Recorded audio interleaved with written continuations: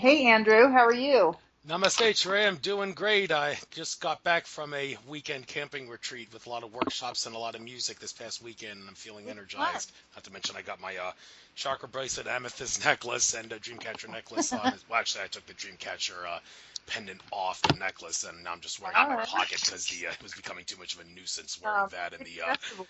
amethyst necklace as well. So I'm feeling a lot more spiritually charged than I was, I guess, around the same time last week.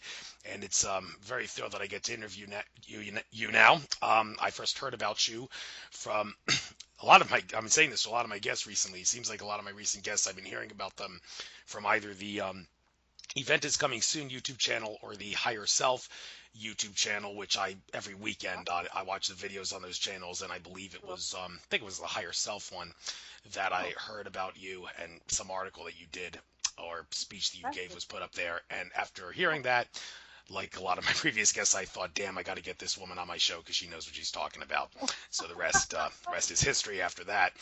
Um, I don't really know if we need to spend too much talking about your life story here, but I've been making a habit out of doing that with some of my previous guests. Some of the ones that have been on lots of radio, I don't really have to do that by because, well, that's just preaching to the choir. But I think for you, it may be fair to do that as well.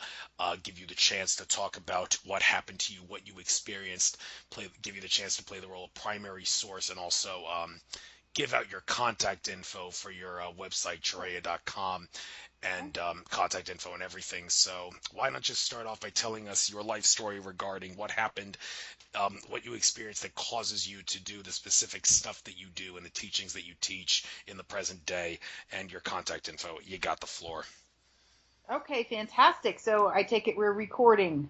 We are Yeah, live. yes, we're recording. Good. This is actually a pre-record. I unfortunately Okay. cannot do live shows because of some problems with both Blog Talk and Capricorn Radio. That's a long story. I don't really care to get into that. So, but Okay. the important thing is I will upload this to YouTube when you are done, and I'll spread it far and wide on social media and such to make sure people hear about it. So let's make the most of this. Awesome. So thank you. So what I can say is it got into me. I remember being small, age 3, and talking to God. And being in a sort of that spunky 3-year-old confident commanding mode. God do this, God do that, kind of law of attraction-y, just it's actually really a fun memory for me to think about that. My own little girl came in knowing, what was up with who we are, that empowerment that is our nature. And so, through the years, I also at 7 I started doing energy work on myself. At 16 I was creating self-healing processes because I was aware that the patterning in the culture was so intense that I was going to need help to clear my consciousness. How do I know these things at those ages? Well, we are not just our bodies, right? We are eternal beings, and we've had multiples of lifetimes and exist in many dimensions. So that spirit part of me, for whatever reason, I got to keep a little anchor onto it. That doesn't mean I didn't have my own set of challenges and karmas and everything else to go through, because I certainly did, over the years. And then by my 20s, I had started speaking to the guides directly, and then also having them help me with more further energy work and starting to learn a whole bunch of different energy clearing modalities. Everything from Reiki to going into sweat lodges to to soul clearing eventually, and healing touch, and all these different things. Eventually I became a chaplain at Unity. I studied with Howard Wills, who is a Hawaiian Huna who teaches Ho'oponopono, and that got integrated along with the soul clearing. In the energy clearing, I had teachers who kind of helped me switch on my advanced interdimensional energy clearing abilities, which I kind of have been doing in the background ever since then, really not publicly. I've had the guides giving me modalities directly as well, some of which haven't even been released to the world yet by any means. I'm kind of, at 53, I'm beginning to really launch these things. And it's kind of funny because the Native Americans say, well, when you get to 50, you're actually a grown up. So, you know, finally I'm a grown up according to them. And now I'm starting to come out with the work. And and do it more publicly for people. And, it has to do with being able to tune in and bring these transmissions. And my name, Chireya, my spiritual name, which was brought in for me by a friend, actually means orator and scribe for the lineages of light. So what this means is I'm designed as a translation device, as a translator for these codes of union, these methods and mechanisms of awakening that will help us really comprehend it, because we have Course in Miracles, we have, all these wonderful teachings, we have what Abraham Hicks has brought through, we have all the teachings around law of attraction, and yet sometimes people still get stumped or feel like it doesn't work, or it's a little bit clouded as to how that could actually be true with all the rest of the chaos going on in the world.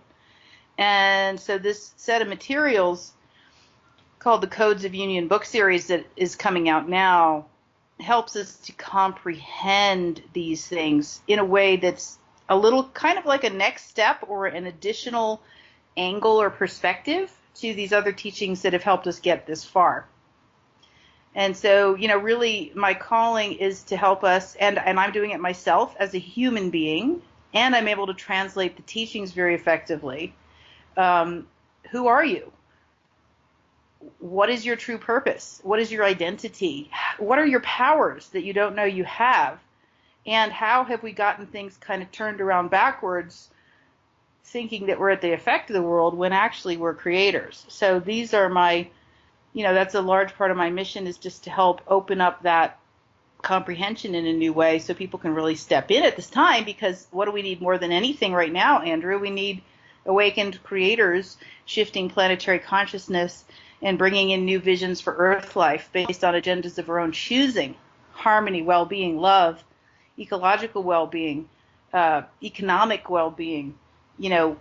A lot of the elders, even I've heard that the White Dragon elders in China and other elders of the light who have been holding keys for humanity have been waiting for us to step in and realize who we are and what we're capable of, and to sort of take the mantle of our responsibility as Earth stewards upon ourselves and really take it seriously and operate that way every day, instead of just thinking we are a little meaningless or, unimportant, or even if we get the importance of us, we don't always get our powers to make change. So how's that for an intro?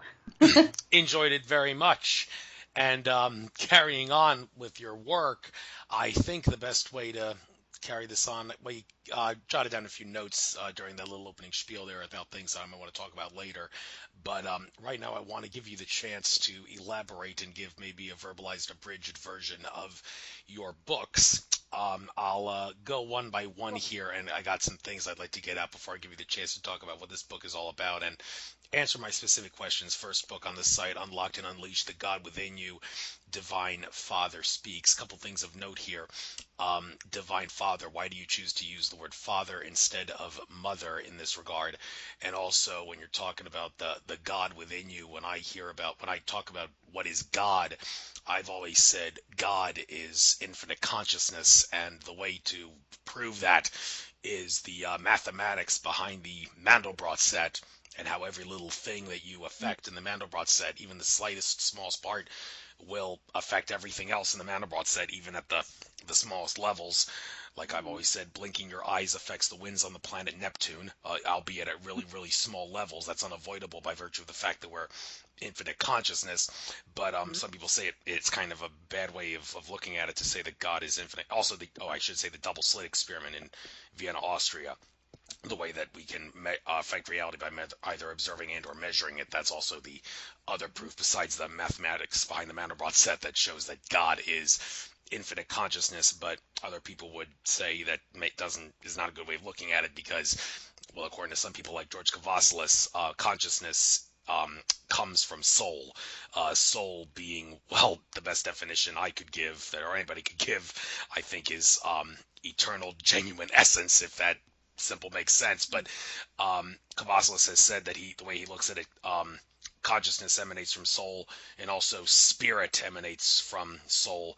Consciousness, the awareness of being aware, while spirit is in the way he describes it, tiny little parts of the soul that manifest themselves within the acknowledged illusion of space and time. You can even, he says he thinks of it as a play on the word spear and it, like you're throwing a spear at it. Take a small part of the soul, put it in a spear shape, and throw it at a certain place in the acknowledged illusion of space and time for it to manifest in an experience. That is what he claims is spirit. So when you're talking about the God within you, do you look at it as a consciousness, soul, or spirit God? And also why Divine Father, why not Divine Mother speaks? Those are my questions. And what else can you tell us about this book? Give us a nice abridged version. I love it. I love these questions. This is great. So the Codes of Union series includes 3 books, one of which is not out yet. The first book that came out in the Codes of Union series is called Unlocked and Unleashed, The God Within You, Divine Father Speaks. The second book, which came out, is called Fall in Love with the Beloved Within, Source Speaks. And the third book in the trilogy, which I kind of have a fire under my butt to get out, especially now that you're saying this, is called Codes of Union, Divine Mother Speaks. So we have the cosmic trilogy, the cosmic triad, speaking to us from that level of consciousness to bring in these codes of union, which the series is titled as. And Divine Mother speaks extensively about the difference between soul and spirit, and very similar with some maybe different nuances of language is all around what is soul and what is spirit. And she says soul is the accumulated experience, preference, ideas, knowledge, wisdom, skill sets, fears, traumas, what have you, that when that little spear gets thrown into an incarnation, it starts accumulating. And so the spirit, the original essence of the spirit spark, which emanated from the generative engine of Divine Mother and Divine Father's lovemaking as a polar unity, flipping and spinning and creating electromagnetic energy, pulsing us into space-time as sparks of light, that little spark of light goes forth and has these experiences, and what those experiences accumulate as is what we know as soul. So there's something more to us beyond all of our multidimensional holographic experience, trauma, wounding, loves, preferences, skills, and all that which makes up soul. And so that's when we get into soul clearing, we are actually removing the detritus and debris of the ages, which keeps us from accessing that original spirit spark that is our what we would call in this languaging, our original source streaming essence. And so the book Unlocked and Unleashed, The God Within You, that name simply came in just like all the names and all the books do when I'm writing them as a transmission from that source consciousness. And so the Divine Father book came out like a bolt of lightning. It came out so fast, he was just like, boom, let me give you guys this message. This divine masculine, divine father perspective is, hey, kids, let's come sit on Papa's knee and let's talk about how creation works here for a sec.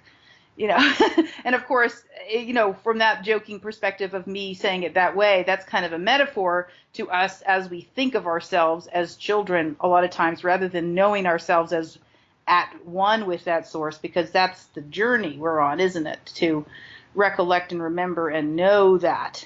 Yet and still, we're still attributed with all the aspects of the divine thought, word, speech, emotion, imagination, which all creates a vibration which emanates out and brings back experience to us. Now, in this book, Divine Father Speaks, Divine Father is showing us how that happened through eons and ages of time, where we went about creating and having experience come back to us as a boomerang of consciousness, kind of like our tether and rope to a reality. It's like if the God, source, whatever you want to call that, decides to have an experience of separation or an experience of becoming myriad beings instead of a singularity only in expression, then it's going to give itself some kind of a rope and tether, because it also gave itself free will to do what it would. And so the rope and the tether is the anchor of the law. And the law has to do with what we call compounded momentum. So throughout these teachings, we're learning about compounded momentum and the nature of the law. As you were saying, every action affects everything else and creates a new twist on the Mandelbrot series, bringing in more experience, more manifestation, more experience in time and space that looks particular. This is exactly what's being spoken about to help us comprehend how we create and how we got ourselves into what some might call this mess. I mean, clearly everything on the planet is not negative, but many of the things feel very challenging to people, and we're like, why did we do this? If we're creators, what were we thinking? Or the opposite of like, I did not create this, okay? That was not me. Like, that kind of denial, or not really getting to the root of it. So what Divine Mother, Divine Father, and Source say is, we are both responsible and innocent. So we can think of the Divine Father principle as giving us this sword of truth, and this sword which also cuts away that which we no longer need or desire, and it also points to the truth of something. And the truth is, we are responsible, even though this compounded momentum was created from experiences that we don't remember in our past lives, from experiences we were imprinted with from our ancestral lineage, from experiences and things and thought forms and beliefs and tendencies and preferences we were conditioned with through our cultural conditioning on this particular planet, and deeply imprinted by our very own parents and original family and upbringing. All of those things create a backlog of information and energetics and tendencies in the subconscious mind, through which the filter of our divine essence must flow. And so therefore, that which outpictures is imprinted with those things. So what Divine Mother offers is the shield of innocence. Yes, you're responsible, she says.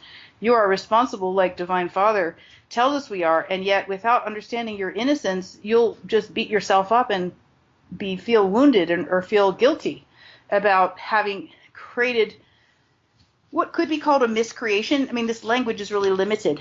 We've created things without knowing it that have caused suffering, and those things compounded on themselves in us and in our ancestors, bringing more of the same, more like it, until we look out to the world and believe it's absolutely real.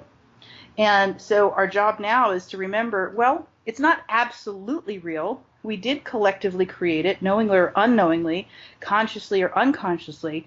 And now what they're offering is the process called the recalibrations process, to come back into our full alignment with our original spark of spirit essence and delete any of the traumas or debris or energetics that are no longer serving us in our expression, as we shift into a more conscious creator mode here on the planet. Very interesting indeed. And what's also interesting, you mentioned the thing about sort of a triad with the Mother, the Father, and the and Source. Now, a lot of people who hear that might say you're kind of falling for the same thing that a lot of Christians, and not just Christians, but other religions, but Christianity mainly has been suckered into falling for. I mean, those who assert that the religions are only good for brainwashing and suppressing consciousness would back that up with the assertion that it was the Illuminati bloodlines who centuries ago didn't want humanity to realize they were infinite consciousness, so they created religions to make us worship some higher power, when we ourselves are the higher power, that we might as well worship ourselves, because we are infinite consciousness. Well, to complicate that even further, they divided the religions up into factions, and in the case of Christianity, they divided it up into the Father, Son, Holy Ghost triad, and I've seen some programs about that, and in the end, the people who are against that would assert the reason they did that was just to complicate the issue even further, and divide and conquer Christians and people of other religions even further. And no disrespect intended, but one might say you're kind of doing the same thing when you go Mother, Father, Source as a little bit of a triad. So do you have a response to all the people who say it's a bad idea for you to look at it that way? Yeah, that's fascinating and great, because really what we are doing here is sorting out the wheat from the chaff, because clearly there has been, beyond dysfunction, downright deception, removal of original scriptures who were talking about more of these basic natural spiritual attributes of ourselves, turning them into religious things. When I was 7, my mom asked us if we wanted to go to church anymore, and we were like, no. But I always had this spiritual thing going through me, which felt real and authentic. And I have visitations from this being, Yeshua. I mean, I have visitations from guides and spiritual beings. And so there's core truths inside of all of these scriptures that if you have eyes to see and ears to hear, you can decode some of what they're saying. And some of the great teachers of our age are also pointing out that these are metaphors for our very own self, like you said, pointing to the Godhead within our very own beings and indicating that's, and so some of my early teachers would talk about the esoteric path and the exoteric path. So the esoteric path is the secret within path that is talking directly to us about our God nature, our creator nature. And the exoteric is the outer teachings, which have been deeply influenced by all that you're talking about, that leave people looking outside of themselves for the divine. Now, when you look out at creation itself, we do have a masculine and a feminine attribute, and some call this yin and yang rather than feminizing or masculizing it, which is also a perfectly natural approach, right? And the image that was given to me in these books has to do with what I mentioned before called a polar unity. So the ineffable suchness, which was at one with itself before, let's say, this phenomenal creation in which we exist right now, somehow, mysteriously, for lack of a better comprehension at this moment, decided to have a different type of creational experience. In order to do that, it separated aspects of itself. It didn't really separate them. That's why it's called a polar unity. It's like the two hands on your body. The left hand representing what we call the feminine or yin, and the right hand what we call the masculine or yang. By polarizing those two, it actually creates a battery and a generative engine that causes a cascade of energy and information and essence to move forward into this Maya illusory yet real experience of phenomenal creation. So there are certain attributes that we comprehend at our current development of the masculine and of the feminine, which are very useful in our progression. We need both. It's just like having two hands on the one body. We have the essence of the divine masculine, which has to do with more directed thinking, choice making, cutting things away that are no longer needed, protection, saying no to things, being a strong parent or role model that maybe is more disciplinary would be some of the other attributes associated with those qualities. And with the feminine, the qualities of open-heartedness, compassion, unconditional love, seeing the innocence within all, embracing all, healing all, like the Holy Spirit does.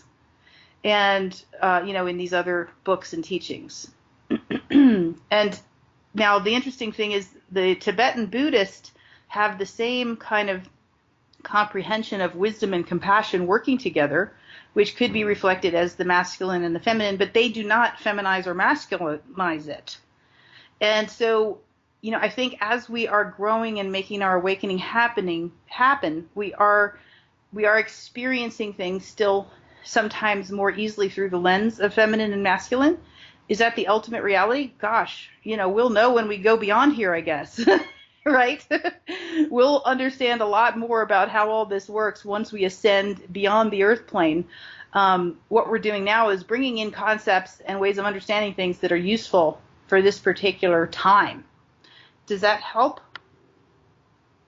Absolutely. I think you explained it pretty well, but then again, when you talk about combining masculine and feminine, and for that matter, left brain, right brain. You didn't bring that up. I'm just bringing that up, but that's another illustration of how there seems to be a bit of duality going on in this matrix. Well, you even made that clear with the whole yin-yang thing. Now, one area of disagreement and agreement that I hear people talk about regarding these issues, particularly with yin-yang, is while some would assert that there's nothing wrong with obsessing about yin-yang, it's just a scientific way of looking at how reality works.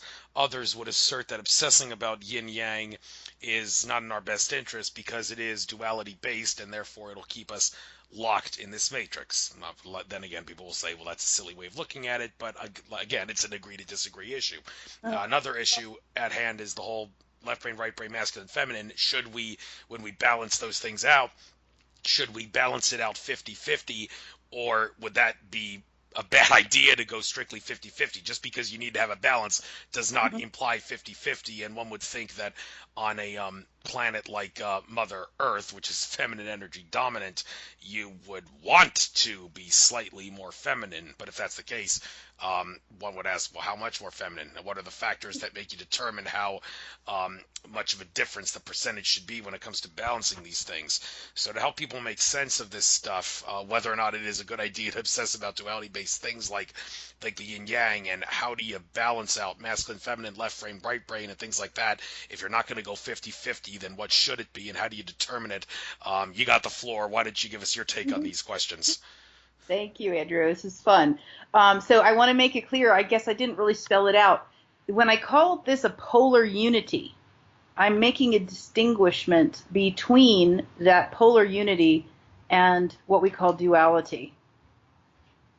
And that's a very important part of all this work coming through.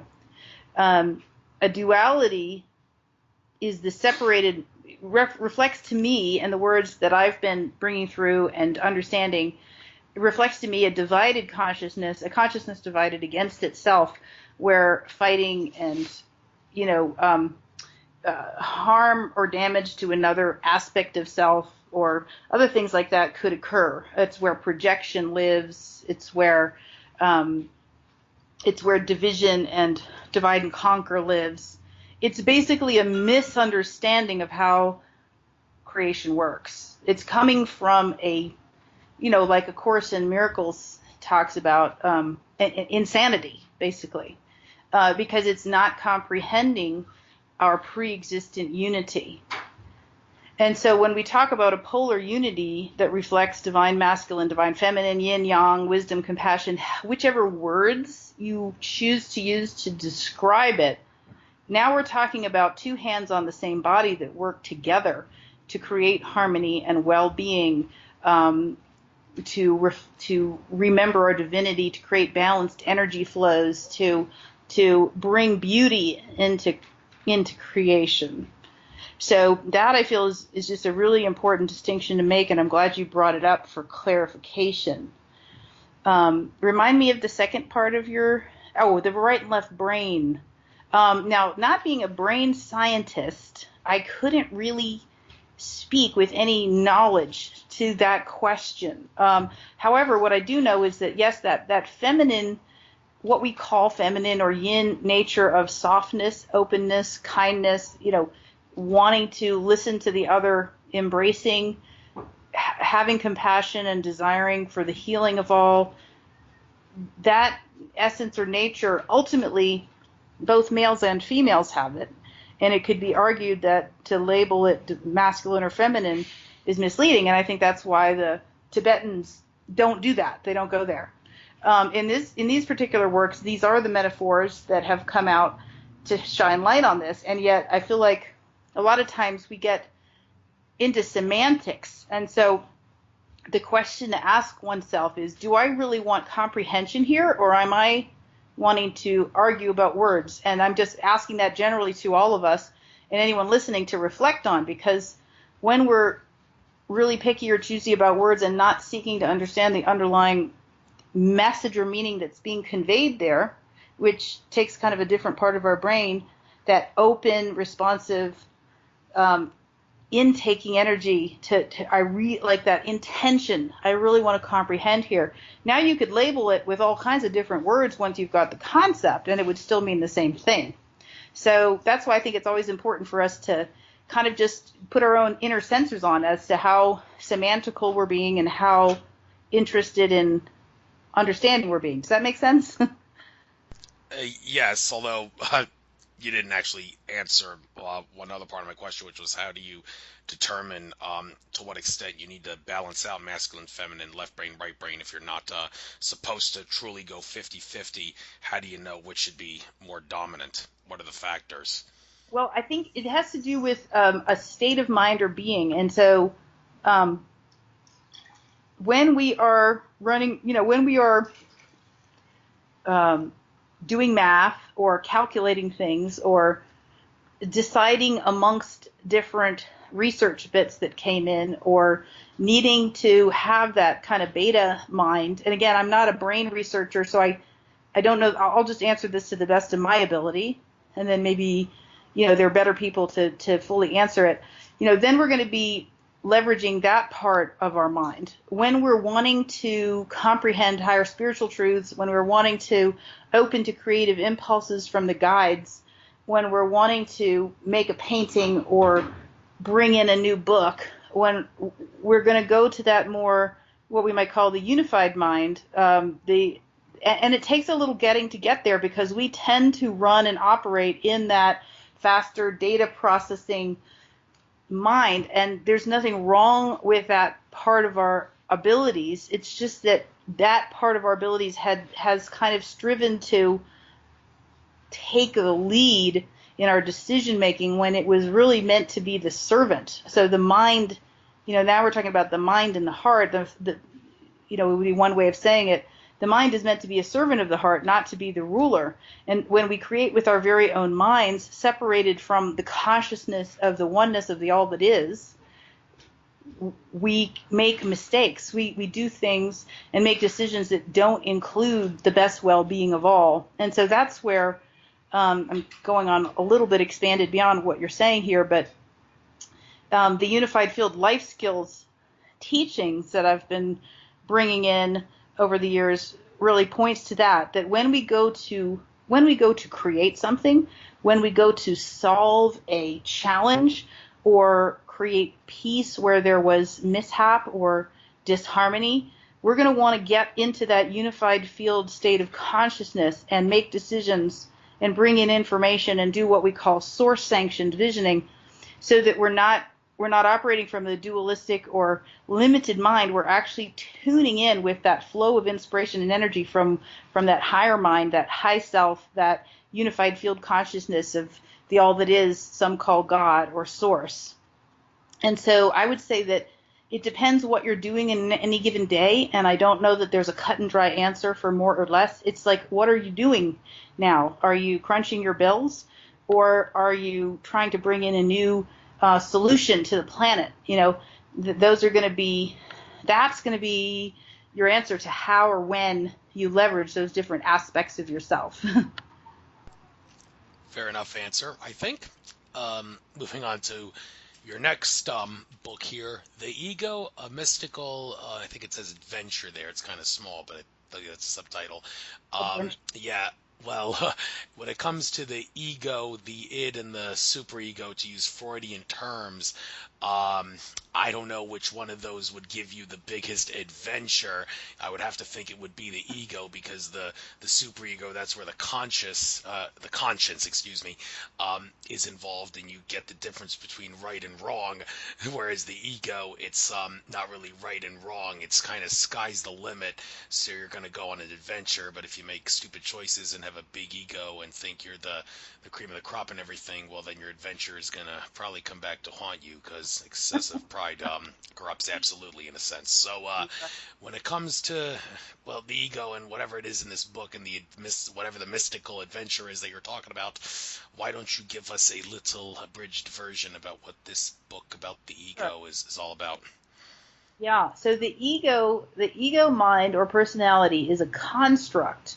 And if we go back to what we were talking about earlier with soul, this ego comes, it's literally like, I saw it. I actually have only done 2 ayahuasca journeys in my life. And during one of them, I was shown this construct, like a giant head floating in space.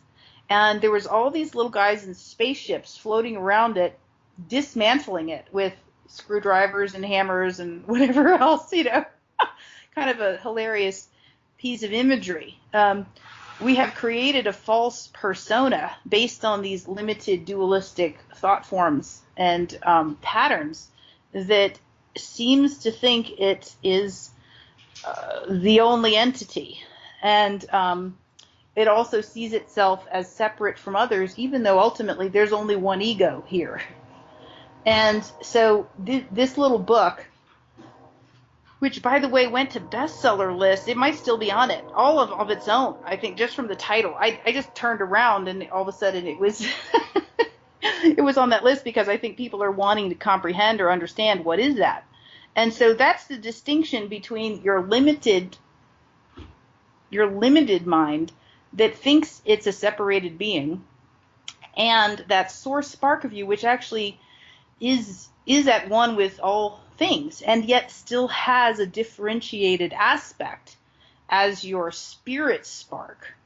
So, like you said, the ego that's full of pride or demands or has a lot of emotional wounding that projects onto others its problems, it's going to be, now it's, you still are you. You still are the divine. You still are source energy. You can't make that stop just because you've got this ego construct through which that source energy is filtering.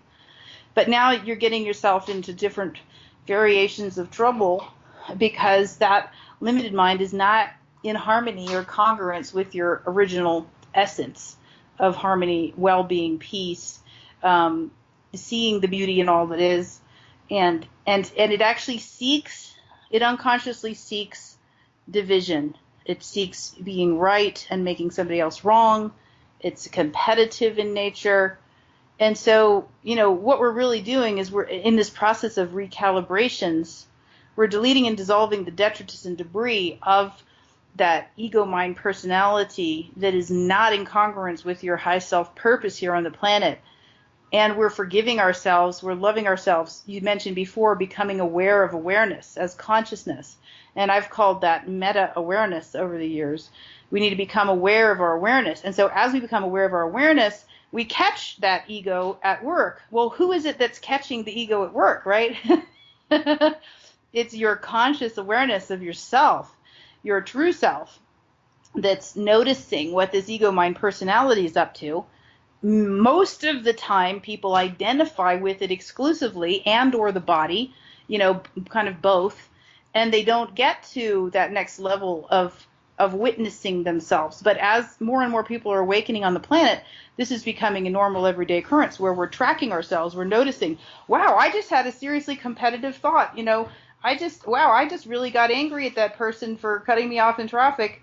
That wasn't my real self. So our awareness itself is allowing us to begin to dismantle those old constructs and clear those karmas and those energetics which would keep pulsing and compounding into time. Basically, what the guides indicate is that, in certain planetary spheres or in certain situations, beings would never get themselves out of this trap because of the nature of the law and compounded momentum. So that's why there's intervention here for teachers, healers, seers, psychics, every kind of advanced spiritual guide coming in to assist humanity in sorting the wheat from the chaff and really getting that those negative mind traps are not the original us. So this is where Ho'oponopono, forgiveness, unconditional love, and that cutting away of the discernment of the sword of truth come in as we process this out and become more and more at one with our original consciousness. Thank you. And some of the things that are going to help us become one with that consciousness, I presume, are the whisperings. I'm getting your second book here. The whisperings from the infinite love that exists. Well, I should say that binds all of us at our heart soul essence. That's something I got from when I interviewed George Kavasilis. I asked him, well, what is infinite love? And he described it as the glue that connects everyone to their heart soul essence. And I presume that this book, Love's Whisperings, has to do with information and such that comes from that glue that binds all of us. And I'm going to presume that maybe in this book you're suggesting that that glue has some sort of a transmission on it, which will allow other people's heart soul essences to affect your heart soul essence. Well, I'm speculating on this one, so why don't I give you the chance to talk about what exactly are Love's Whisperings and how they aid in authentic spiritual development, as the subtitle suggests. Right. Thank you so much. Now, this particular book, Love's Whisperings, comes from the Star Elders of the Council of Human Enlightenment, the Star Elders of the Council of Mu, and other beings who chimed in to bring forth these teachings for us at this time. Now, they are also talking about compounded momentum and the nature of the law, and they're also talking about the overlays of consciousness that keep us from comprehending who we really are. And so this book is also a workbook and has exercises in it that will help people to kind of go through a process of how would you say it, dismantling the old misunderstandings about our true nature and stepping into more and more again of that essence of, yes, who we really are as beings of love, that glue that holds us together. And I'm just going to pull it up here and see if I can find a little fun quote for it or something. Take your time. Take your time. Yeah. So this one, it was a fun one to bring in, and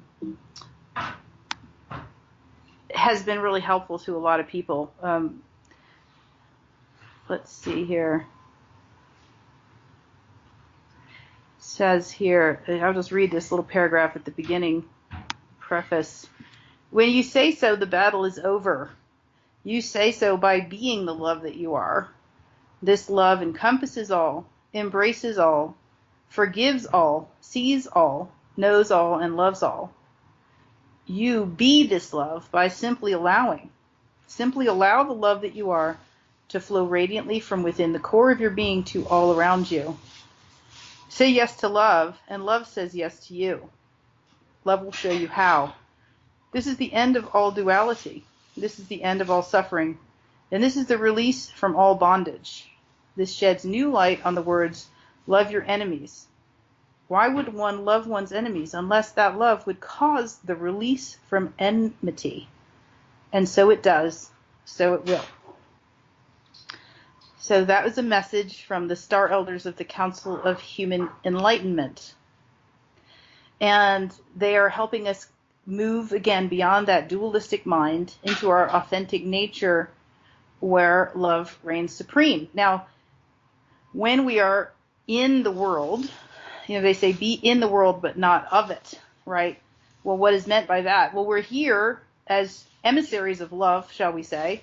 We're here as soul and spirit beings having a human experience, yet being of the world that has been so tangled up in duality, pain and suffering, and a lower consciousness that fights and bandies about with competition and wanting to make others wrong or whatever else the suffering is that has happened, harming people.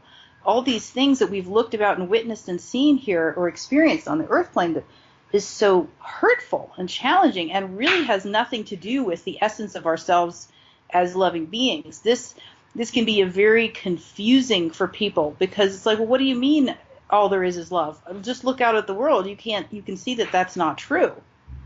Now, if we reflect back on Plato and Aristotle, there's a painting where one of them is pointing up and the other has his hand looking at the one pointing up, and he's kind of bringing the energy down with an open palm facing downward. What they're showing us is that this state of love, this eternal, ineffable essence of pure divine love and light is in fact eternal and accessible to us. And as we tune in and literally raise our consciousness out to the top of the head into that white light, that beautiful love field, we can more and more bring that down through the body, mind, spirit complex into the earth plane, therefore basking it with more of that truth. And that spiritual fire, that spiritual love and light is a transmutative power, whether you're talking about the violet flame or the platinum ray, the diamond light codes or the golden light, the pink light of unconditional love, the green light of healing in nature. When you're starting to work with these lights of this full spectrum original source harmonic universe, and you can recalibrate your body, mind, spirit complex and begin to have healings and change and delete and dissolve away all that which is not like love. Now, because of the nature of the compounded momentum and the density that we created here in the earth plane, that we co-created with humanity and other beings, it has taken a little doing. It's like a really dirty pair of clothes. It takes a little bit more washing time than something you just wore once lightly. And so we are in a cleansing process on the entire planet, and the light workers and beings who are here, such as yourself, to bring light to these things, to ask these questions, to open us to this higher consciousness. We're all a unified team, bringing a shift of awareness to the planet at this time, so that we can step in and comprehend love and its nature, forgive ourselves for being caught up in the limited perceptions and the ego mind perceptions, the dualistic tendencies, and practice this new way, which is really our natural way. It just doesn't feel natural because we've practiced this other vibration of duality for so long, and yet we are making progress here. And so this book is a tool with sets of worksheets and other things, as well as information and inspiration to help people begin to do that process more and more, as are many other teachings. Well, I hope that encourages people to consider getting your books on Amazon. So moving on to something you said there in that little description there about the light and the colors and all, there's some confusion about this, so I'd like to maybe clear up the confusion on this. I've heard that when it comes to healing, white light may be the best, but in general, when you want to just spread love and not necessarily heal something, then pink light is the way to go. Is that generally accurate, or are there some other colors that you might want to get involved that I'm not taking into account here when it comes to using light colors to heal and spread love? Sure. I love that question. So the white light is super, super, super, super potent, and sometimes it can feel a little too intense for people. It's good to work with, but if you're working with others and they are having kind of a reaction from it that it's like it's too much, then you can shift to the gold light or the pink light or the golden pink light together. The golden light is also the healing light of the divine, and it's a little softer, in its clearing ability. And the pink light is absolutely for any situation where someone is feeling afraid or reactive, or if you're working with somebody or dealing with somebody in your life who is very challenged emotionally, or like who is running patterns of anger or resentment, or even verbal abuse or attack or other unconscious things like that, you can surround your home and offer that. You can imagine them having that pink light available in their field, should they or their high self wish to utilize it to help them calm and come back into a more harmonized state of being. You can also imagine that person smiling like a little child, and we're not imposing that light on them. In other words, we're not doing energy work on them that they didn't ask for. We're just offering it as a vibration. And you have to remember, everyone listening, just to remind us, this is a what goes out comes back universe. So if there's someone who's angry or upset with us, and we are sending out pink light and a feeling of love and seeing them as a small innocent child, well, what are we doing with our vibration? We are actually staying out of that lower density anger, and we're giving them an opportunity or a chance now or in the future to begin to step up and leave that behind in their own time and way. in the meantime, it's enlightened self-interest because now you are not putting out that older frequency. And the light, we can get more and more practiced at just being and doing that without intentionally sending a light frequency or bringing in a light frequency. But in the meantime, that's a very practical and useful tool that can help us stay focused when we're in other than fully ease and grace experiences. The green light of nature is also a very healing light, and you can bring that one in for physical healing and rejuvenation. Obviously, it's also the color of finances and money and things like that. The blue light is a light of psychic protection, like this electric blue. And if you're someone who's very, very sensitive and tend to pick up on other people's energies, there's a little technique that I could teach if you like. And basically that's to imagine that there is a beautiful, vibrant, fiery blue light all around your aura. And this is like an electric blue. Just imagine a huge egg about 3 to 5 feet around your whole body, mind, spirit complex. And then above your head, that around 3 feet range above your head, inside that blue egg, you're going to see a star. And that star is going to start firing off crystalline, beautiful, fiery, shimmering white light. And it's going to fill that entire egg now with that light. And so you're going to have, what you end up with is a blue shell and a white insides of this white light fire. What this does is it will allow you, is that music getting loud in the background to you guys?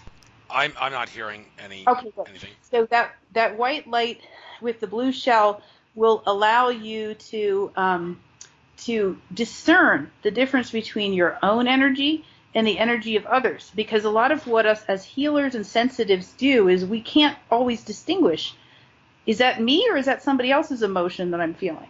So this is one of the first things that I teach people when they show up, really, especially sensitives and healers, is because they say, well, I'm getting so drained from healing work, or I'm not sure if it's me, or I'm picking up on all this other energy. Well, we don't have to do that.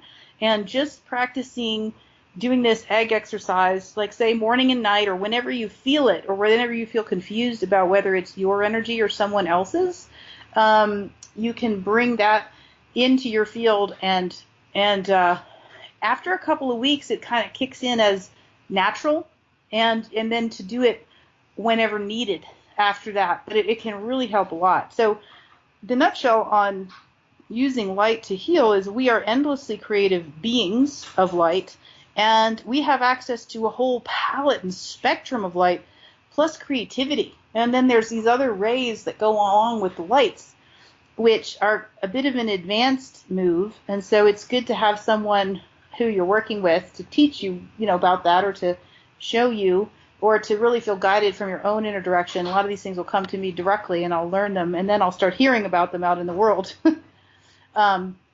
So we have a big palette. And another really fun thing to do is work with the chakra color lights, which everybody pretty much knows what those are. Now you can infuse golden light into those for a next level cleansing and clearing and vibrational alignment with that, by infusing the gold light into the chakra colors. Thank you very much. When it comes to colors, I do try to follow a little bit of protocol with that. Haven't really worked with too much colored lights other than pink and white, because that's what I've heard are kind of like the best way to go. I'm sure some people will disagree with that, but when it comes to wearing colors and all, I have studied the work of Elizabeth Harper. She's kind of big on that, and I've made a resolution whenever I host a radio show, I'm always going to wear blue, because based on the research she's provided in her little color book manual of sorts, blue would be the best color for me to get out an important message, as I would like to do when I'm hosting a show and such. So, with that being said, I'd like to backtrack to something that you were talking about earlier in this interview. You basically just mentioned in passing, but whenever people hear about this, they often think about a certain individual. That is the White Dragon Society in China, and how they're perhaps helping humanity or trying to help humanity. A lot of people, when they hear about dragon societies, they think of Benjamin Fulford. One person recently referred to him as Benjamin full of shit Fulford, although I think that may be kind of a stretch. I'm sure that at least 51% of the stuff that Ben Fulford says is true, but I have heard, on the other hand, that there are some sources that he gets info from do have reason to want to spread out disinformation, and Fulford hasn't seemed to pay too much attention to that. Well, some was certain. But anyhow, the whole white dragon thing, I've heard about this before. In one area where this is really kind of driving me insane is the whole global currency reset RV thing, because we've been hearing a lot about this in the past few years, and can't help but wonder who's behind this and what the hell the problem is here regarding why we haven't had a reset yet. Because I mean, anybody with any bit of common sense knows that as long as we have the banking system we have here on Earth, where it's fractional reserve banking, we're going to be slaves, because fractional reserve banking makes debt and inflation unavoidable, and we need to have some sort of a currency reset to stop that. And people like James Gilliland have talked about how the I think he did say the White Dragon Society in China is planning to put forward some sort of a reset, and he did a presentation in the not too distant past where he talked about how some I think it was like floating cities in the sky, and the formation of a floating city in the sky was a sign that the Dragon Society needed to say, okay, now is the time for us to do these things that we've been planning, including the reset. Okay, well, if that's the case, then why are we still slaves to the dollar? Well, the excuse I'm hearing is, well, everything has to be worked out in a nice, calm, smooth manner, and some people have even asserted that it's not the bad guys that are keeping the reset back, it's the good guys that are preventing the reset, because they feel that if they crash the dollar, it's going to be too much of a shock to the system, and all the people who are not like me and have not prepared with getting storable food and things like that are going to go through hell. And we're talking like Zimbabwe and Venezuela rioting in the streets. So, well, you mentioned the Dragon Society, and so I'm going to guess maybe you are familiar with some of the things they're doing. Specifically, what are they doing? How do you know they exist? And do you know anything about this currency reset? And if they are planning to do it, what's the freaking holdup? Wow, great questions. Now, I do not have direct personal experience, so I have studied different people's perspectives and heard, for some reason, I've always sort of gotten information about these things. I don't even particularly know why, because I've never even really been that fascinated by money or the economy. In fact, it's been boring to me. So, but somehow, some way, my consciousness is definitely on this now, and people have dreams that I would somehow be helping with economic shifted times, which remains to be seen exactly how that comes about. But Dave Schmidt from Sedona recently mentioned that it's being held up by the U.S. right now because they are trying to determine how much money they're going to allow to flow into this country at this time. Again, this is third-party information from someone who I've been studying, who seems to have a good head on his shoulders, and but you know, it's for any of us to tune in and feel whether that feels right to us or not. So the other thing that I heard was that the recent exit from the global climate change has deeper significance because the global reset is mentioned in that paperwork.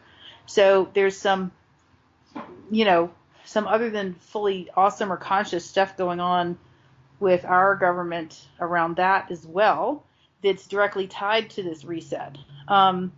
What's been emerging lately is these cryptocurrencies, and Dave Schmidt even caught onto it, and I had the insight that may be part of how we're going to be flowing resources back to people now through these cryptocurrencies. I don't necessarily feel like, at least from this now vantage point, that that's the end-all be-all, or that Bitcoin is the end-all be-all, but right now it's very hot, and many, many key players in the world are buying it, trading it, utilizing it, and and then there's numerous other cryptocurrencies and other currencies being created by smaller groups to co-resource one another. And there's many people considering, how do we take care of basic needs? And it's not the fiat currency. It's not going to be the fiat currency. That we actually have a responsibility to step in and start thinking about this, to start moving beyond our sort of nuclear family thinking into community thinking, to support one another through these times and to co-resource each other. So there's lots and lots of activity with, think tanks and interesting individuals and people considering these things, and all of us are kind of down the edge of our seat wondering what the heck is going to happen. And you mentioned Fulford. I did actually read something from him last night, and I don't know, like you said, some of these, is it 50% accurate? Is it 70% accurate? I really don't know the answer to that question. I know that I have heard about piles of gold sitting in places in the Philippines and elsewhere that have been storehoused and saved away for this time for humanity purposes to be released. And that the more people are into actually creating change and positive things with the currencies as they come out, with the resources as they come out, the more will be rolled out to those who are desiring and wanting to take a leading role in shifting the planet and to getting these resources into the hands of, like, let's get everybody off the streets. Let's feed everybody. Let's stop polluting the planet, and let's clean up the mess we made. Let's create better and more advanced technologies that are actually non-harmful to the planet. All of these types of things I feel and sense in my inner being are going to be rolling out more and more as time goes on. Exactly what it's going to look like in the meantime is a very interesting question, and it feels to me like we are on the edge of this next chapter where more definite responses to those questions should be coming out. There's dates people are mentioning. There's a big energetic event people are talking about. And it's sure to be a wild ride. So circling back to our personal inner work, this is why it's so important to do that now.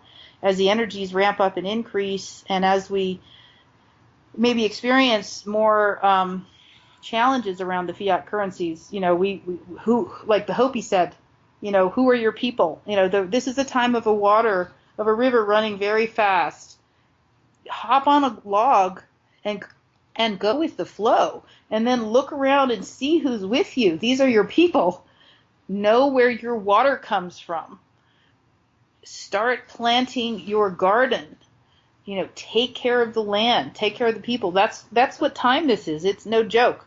And I think people are waking up to this more and more every day, and yet there's a vast, vast number who are going to be kind of caught by surprise as things go shifting. So some of us who have been taking the lead will be acting as a bit of a catcher's mitt to help people not freak out as much as possible. But again, I think this is the time where we really need to trust our inner guidance and tune in every day and leverage and utilize these practices of light and healing, forgiveness, whatever you want to call it, prayer, meditation, alignment, attunement, having a daily practice at this time, praying for humanity, imagining humanity healed and well, imagine the planet healed and well. This is all very important energetic activism that we each ought to be putting into our day every day right now because of these things. So nothing definitive from this end, but those are some of my thoughts about it. I think you've said it pretty well, and I don't really know if giving out dates is a good idea, because that's right. Because not just because time's an illusion, but that cause people to act like couch potatoes and the whole time come save me thing when they need to take action on their own. Speaking of taking action, looking here on the TV tab on your website, 3 videos here. First one, what is energetic activism? Who are you? Well, when it comes to activism, recently I said when I first got you on that I feel energized and all because I was at a that camping retreat in South Central New Jersey this past weekend, I had a choice actually between going to that and the Bilderberg conference with Oh, wow. the American Patriot Community and Alex Jones and all the bullhorners at Chantilly, because it was in Chantilly, Virginia this year, like it was in 2012 when I was actually there, and I did have the chance to stand outside the hotel in Chantilly where the power elites were and scream my guts out at them through bullhorns and everything. However, it seems like more so in the present day, some would assert that activism of the kind that I'm talking about there with Bilderberg, like with Alex Jones and company in front of a building screaming through a bullhorn, is not really the way to go. There are other types of activism, and the energetic activism. I presume that this is what you were talking about. Than maybe what I was going through when I decided to go to that retreat, the camping retreat with a lot of workshops and music and such, rather than the Bilderberg conference again. That's the kind of activism that you want to see people engage in, even though they're not really protesting against anything. When they go to a retreat like that, the energy that they're putting out when we do things like yoga and meditations and try to become one with nature at those kinds of retreats. There's another one called Liberty Fest in the Williamsport area of Pennsylvania in late June, first day of July, that I'm probably going to go to as well. Now that, I'm guessing, is the kind of energetic activism you're talking about when you talk about what is energetic activism, and not the Alex Jones and company with a bullhorn in front of like a Bilderberg hotel or something like that. So what is energetic activism, and what's insinuating into the question, who are you, beneath that in this video title here? Fantastic. I love it. Who are we? Are we beings who are at the mercy of a world gone awry that we need to stand up and shout and tell everyone they're wrong and should stop doing things? What are we doing with our vibration when we do that? It's tanking down to the level of that which we want to change. We are vibrational beings who have an ability to bring in these higher octaves of this energy, what we've been calling love and light, and conscious awareness, and specific desires, dreams, visions.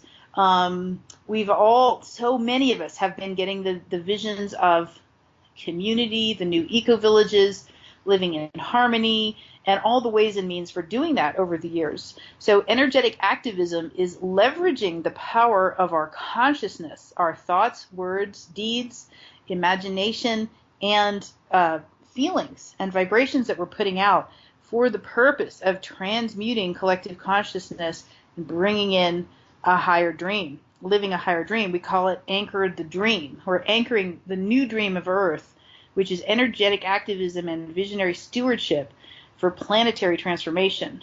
When we realize who we are, that we are in fact extensions of the prime creator in form, that we have been attributed with these aspects of creation, we can change things more quickly. It'll turn people's heads once enough of us catch on to this.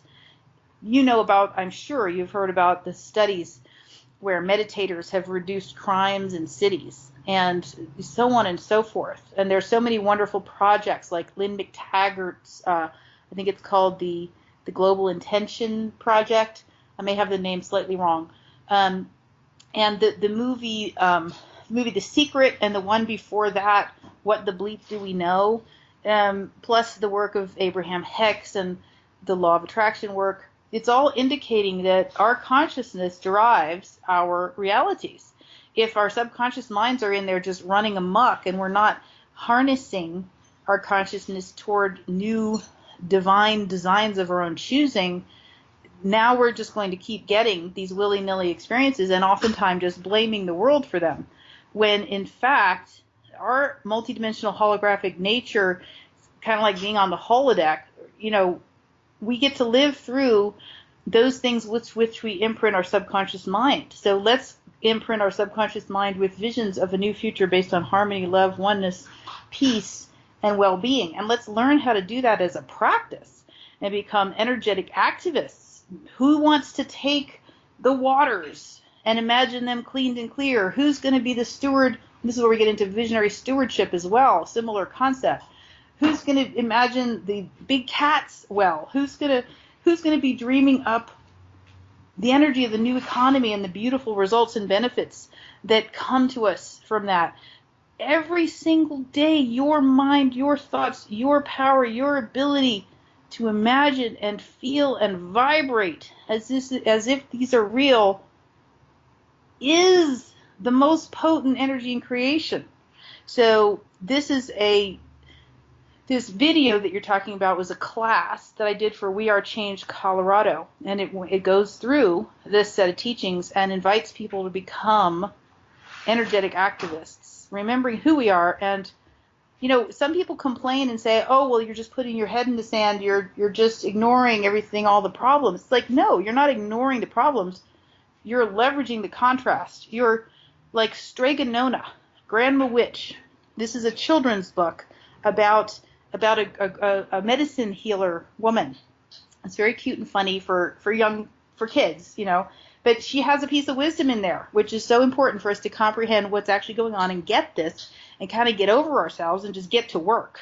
And she says, the art of magic is to see and not see.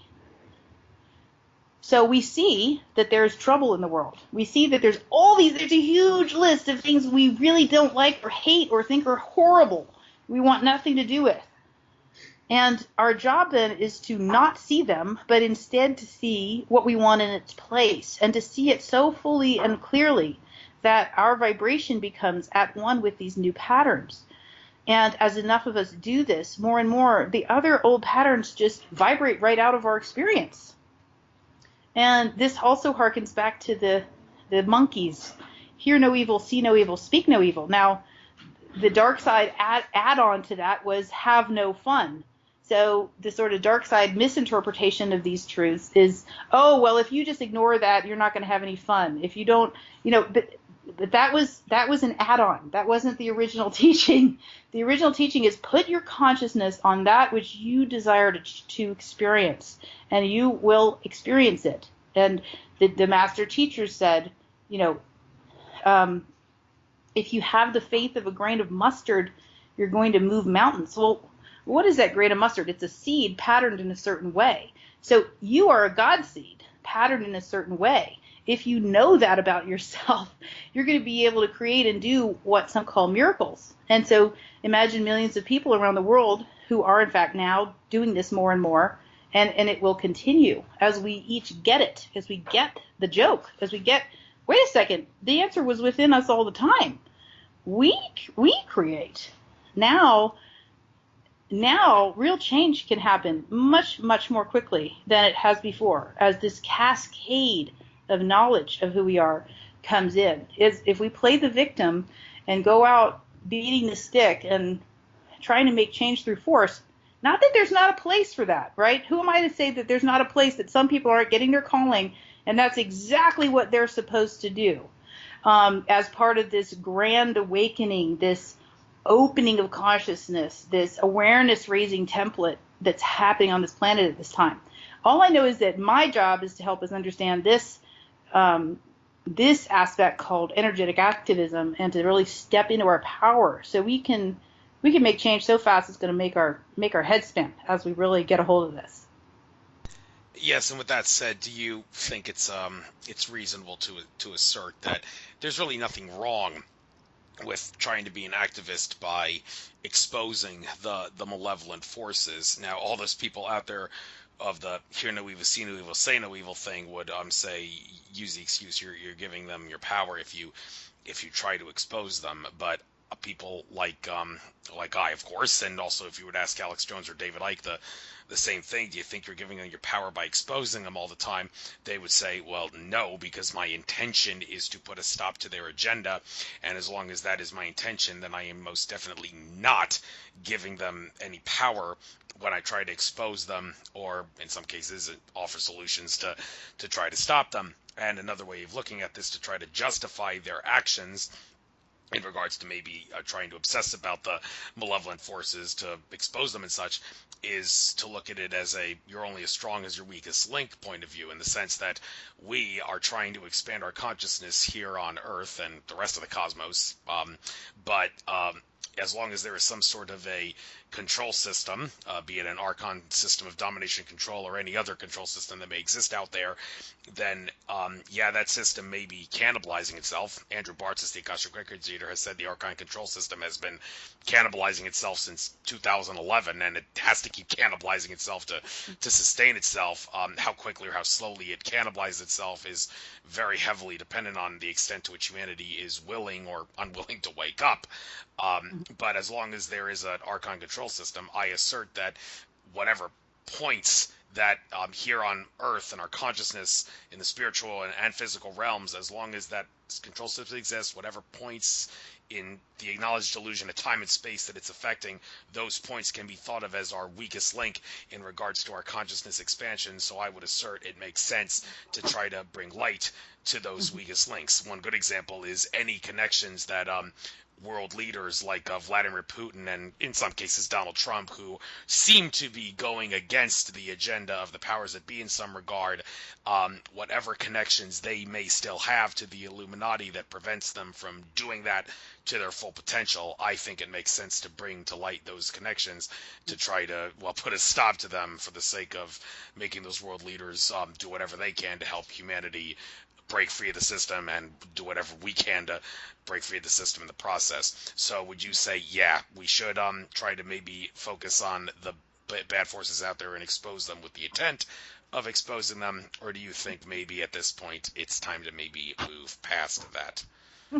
That's a great question. I just love that because, I mean, one of my major intents over the last decade and 2 decades, almost 2 decades, has been reveal it, make it so obvious and clear what has been going on behind the scenes that no one can deny it.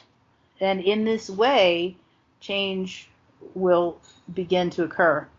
So I agree with you that it is a crucial part of the plan and the process. If we don't know what's going on, it's hard to do anything about it. So, like Straganona said, see and not see. Well, be aware of what's actually going on, for sure. And now, that's some serious contrast. That is really the opposite of what we want in so many ways, in so many cases. Now that we know, it's time to heal up, because there's going to be, it's like just jumping from realizing the atrocities that have been happening into total forgiveness and unconditional love isn't realistic either, necessarily. It's a process. And part of the vision that I've seen is healing centers all around the planet. Like if somebody were to give me $1 billion today, I'm going to open up healing centers all around the planet that humanity gets to go through to defrag their consciousness, to heal, to make peace with what they've actually been subjected to without even necessarily knowing it. And when I say subjected to, I'm not saying that we are ultimately victims, but this co-creation of these perpetrators and victims and people misusing humanity and tricking them and trying to get them to think they're not their God self for so long, that has been a process and a co-creation, and our ancestors were involved, and we are involved in other lifetimes, and we're involved in this lifetime by just diving into this soup that has been here. So do we have some healing to do? Might there be some anger? Is everyone expected just to jump up and forgive automatically? No, of course not. It's a process. And as we mature spiritually and really, really, really not only see what's been going on, but also start to remember who we are, the natural result of that is going to be compassion. It's going to be forgiveness. It's going to be taking the focus off of all that stuff that went wrong and starting to leverage the power of our consciousness to build the new. And there are people whose roles it has been to expose these things and to do the undercover work and to do all these other things. Again, there is absolutely no judgment about any aspect that I think if we can encourage each other to really tune in and find our unique, true role, whatever that is, that's when we're really going to accelerate here. And because we already are puzzle pieces, we already fit together. And so there's no good, bad, right, or wrong about it. But do you feel good? Do you feel that your inner signal is actually telling you to do this part of the plan? Do you really have that 100% yes from your own inner essence? That's the question that I would ask anyone who's embarking on any aspect of, participating in this grand revelation time. That's a fair question indeed to be asking. I'd like to talk now about some of the breakthrough sessions you do. Celestial Healing Mastermind, personalized training, small group session, meet twice monthly, online, in person. That's what it says here. In regards to helping people discover their spiritual and celestial healing techniques. So a couple questions here. Spiritual and celestial healing. What's the difference? And, well, this is something I'm quite familiar with myself because, I try to do a lot of healing. Well, I try to heal myself all the time, but some other people in particular that I've really wanted to try to heal was my mother. Very heartwarming and emotional story there about how I'm an avid sun gazer, and my mother, being an ophthalmologist, was giving me a lot of hell about that, and she was suffering as a result, losing weight, losing sleep, and all that, as so much so to the point where I, on some nights, found myself at like 1 a.m. meditating outside her bedroom window, trying to do whatever I could to spread healing and love energy to her to not make her suffer so much. She did recover and everything and get back on track and stopped losing touch with reality as a result of it. She's kind of under the impression that I've cut back on sun gazing and all that, and well, I have. I don't obsess about it as much as I used to, which in a sense is a good thing, but I mean, I still do it all throughout the day and not just at sunrise and sunset like she's led to believe I do. But in regards to what could I have done to maybe help her heal faster, because I'm interested in knowing what kind of spiritual and celestial healing techniques that you teach and offer, and also like the general difference here. What is the difference between spiritual and celestial? Why do you use two different words there? And also, what is advanced ancestral lineage clearing and the other healings that you do? So you got the floor. Tell us what you can about how you teach healing. Thank you. That's great. Wow, your mom. That's so sweet and tender, because obviously, people don't understand that looking at the sun at a certain times of day, in the early morning, at night, or more if you're trained for it, is actually going to, light up your DNA and do all kinds of wonderful things, and they get afraid. So I feel for your mom there, and I celebrate you in doing those things, actually, and being diligent about that. That's awesome. I should get back to sun gazing myself. It's really powerful. People should definitely be trained to do it.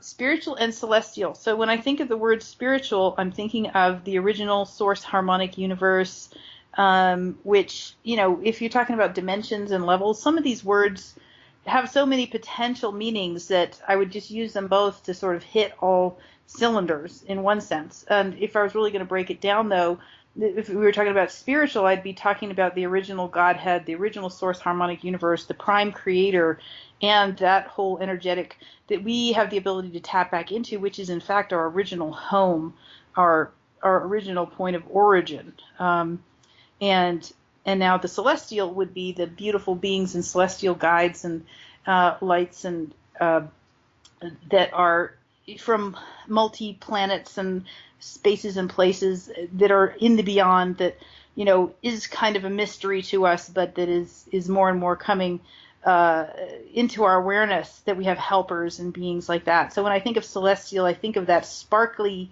light of the stars, the ciel, I think it is in France, celestial, the celestial energy. And so when we're doing celestial healings, we are actually, the guides speak through me and work on people's energy chakras in a very potent and robust way that's actually kind of hilarious, because this light language starts coming out and energy starts getting moved. It's something that other people can easily witness, just like with Thai massage, it's a clothes-on massage, and now they often do it in a room with many people. So that particular kind of celestial healing can also be experienced in a group, things like that.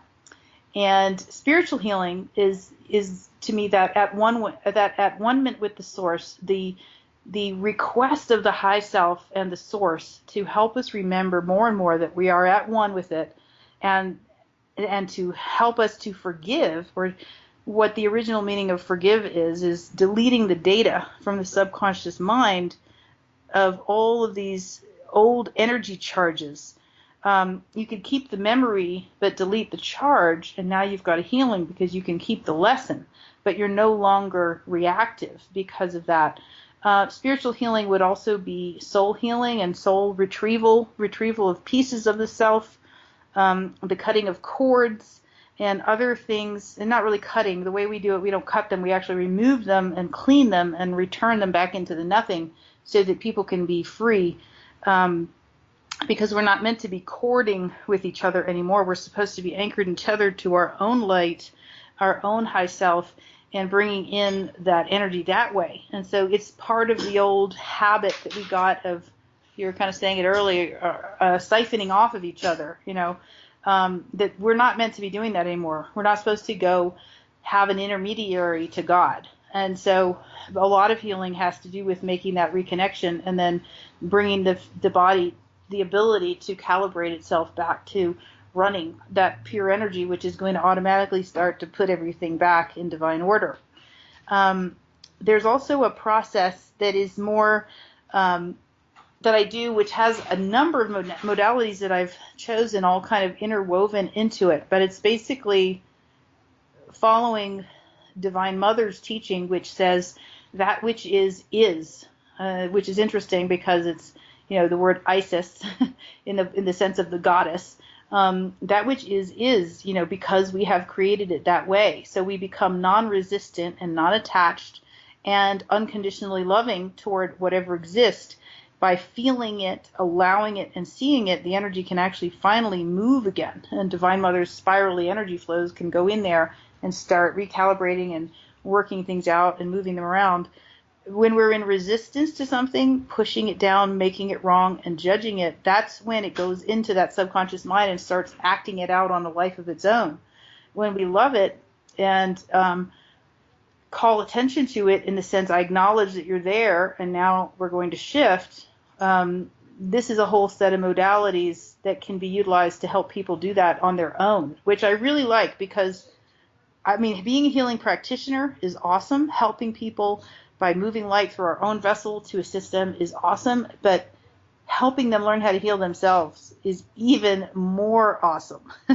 And since we are at one with that prime source, prime creator, we have the ability to command and make things so. So if we know what it is we wish to delete or change or undo, we can do it. And there's a way of getting a signal to know whether we shifted that energy or not. So this is part of what people get to learn and experience in this, in these different healing classes or private sessions. Thank you. I hope that encourages some people to take them up. One of the questions that I see down at the bottom of your website, well, there's two, Ready for Miracles and Ready for True Spiritual Growth. Let's go about we covered the second one a lot already, but the miracles one, there seems to be debate as to what could be classified as a miracle and what can't be. When you're talking about general magic, one of Arthur C. Clarke's best quotes was something to the effect of magic and high-level technology are indistinguishable from each other, and he would say high-level technology, well, that can also, doesn't have to be mechanical technology. It could be as simple as a lot of people getting together and making use of energy flowing where attention going, and creating a crop circle by envisioning the same crop circle in their minds in the same place in the field at the same time. But when it comes to miracles, we're talking about something that I would think have to be profoundly more shocking than that. So how do you meet the criteria in your mind for what could be constituted as a miracle relative to some other things which could be just considered a very sophisticated form of high-level technology, mechanical or non-mechanical magic that is manifested in the way Arthur C. Clarke would look at it? Right, that's a cool question. So a miracle is usually something that seems out of the ordinary, yet when we understand who we are, would again would become totally normal.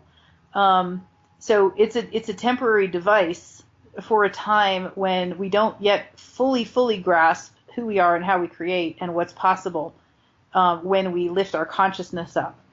And when we start to come to know that, these things that we now call miracles will just become second nature.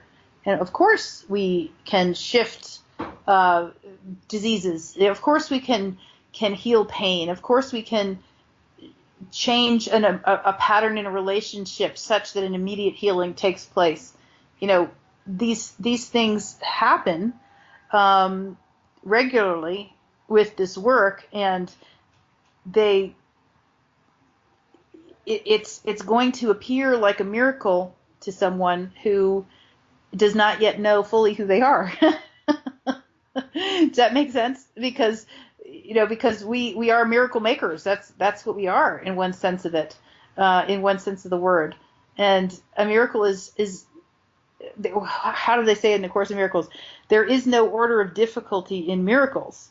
When we know that we are that mustard seed, when we have the faith of that mustard seed and we're moving mountains, eventually we're going to come to know that that's just who we are and how we operate.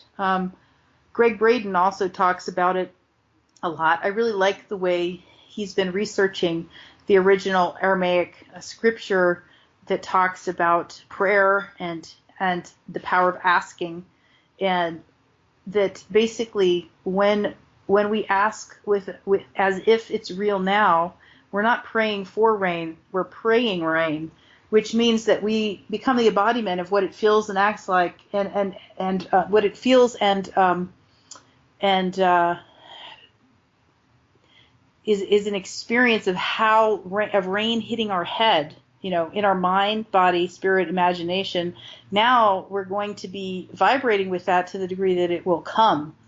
And probably, I would guess, many people listening have already had enough of those types of experiences to get a glimpse that it either is true or could be true, or might be true. The thing, when the Course in Miracles say there is no order of difficulty in miracles, it's pointing to the fact that, if we're having trouble removing a disease or removing a mountain, it's really just because of our own beliefs in our subconscious mind, rather than the fact that that's harder to heal than something else. So now we're digging deeper. So we have to dig deeper into the subconscious material to find out what patterns or energetics are in there blocking the way to that energy flowing and causing that recalibration back to the original harmonic nature. So that's a little bit long-winded. I'm not sure if I exactly answered your question, but you can tell me. I think you did as best a job as you could. But when you're talking about the thing about like moving mountains and such, well, one would hear that, and probably one of the more classic movie scenes that people would think of is that scene in Star Wars where Yoda's trying to tell Luke that moving rocks is no different than moving a ship out of the that's stuck in the bog, and Luke Skywalker asserts it is different than moving rocks. Well, if you're of the opinion that, of the belief that everything is a manifestation of your consciousness, then space and time and consequently size are all illusions. However, one thing that would seem to fly in the face of that is what I said about energy flows where attention goes. Mm-hmm. Now, in the world of crystals, I've heard debate about this, like, does size matter or not? Apparently it does. A bigger crystal has more energy, therefore it has more attention, therefore, you get what I'm trying to say. By the same token, moving a ship out of the bog, then Luke Skywalker, he is somewhat accurate when he says it's different than moving rocks, because you have to divert more attention to the ship, because there's more energy in the ship. I don't know what Yoda would say if you asked him that, but what do you have to say about it? Because there is a bit of a conflict here in regards to maybe when it comes to size or the amount of energy in something, then yes, there would be a difference in regards to how your consciousness can affect it, like Jedi's moving things and such. Right. Now that reminds me of some of the imagery of, for example, those cone-shaped rocks. I don't know if you've seen Michael Tellinger's presentations on those, and how People used to move things with sound energy. And they had the technology. So for them, they're picking up these cone-shaped rocks and moving a big, heavy, huge stone. And it's nothing because they understand how it works and what the technology is. For us, we'd look at that and be like, oh my God, what are they doing? Because we don't understand that it's a vibratory sound-based universe, and that when you get the right signal, that you can just move stuff, But so I think there's the one level of the sort of physics of it that you're talking about, where how much energy needs to pulse through a crystal to move a large ship. And that's, those are those advanced technologies which are going to be coming out and being revealed, I believe, more and more as the decades go on here, the years go on, that are available to us. And then there's this other level where you're really literally getting into the source code of your subconscious mind and just deleting stuff or changing things. And now you can have a miracle with or without a crystal. You can change things, with or without that physical energy flow, because you've actually started, being a hacker to your own to your own body, mind, spiritual complex, and recoding yourself back to that original source code, and taking out the bits of code that are not aligned with it. Does that make sense? So, is that distinction there? Yes, I think so. Like I said, you played it pretty well. Ultimately, it feels like we're in some kind of a weird holodeck video game that, we're not to be a spoiler, but we're catching on more and more, right? Yes. There's more going on in this reality than meets the eye. Let's just say that for starters. Okay. What is oneness? I'd like to move on here to some of your, I guess we'll finish up this show in the next 20 minutes or so, going over some of your blog posts here.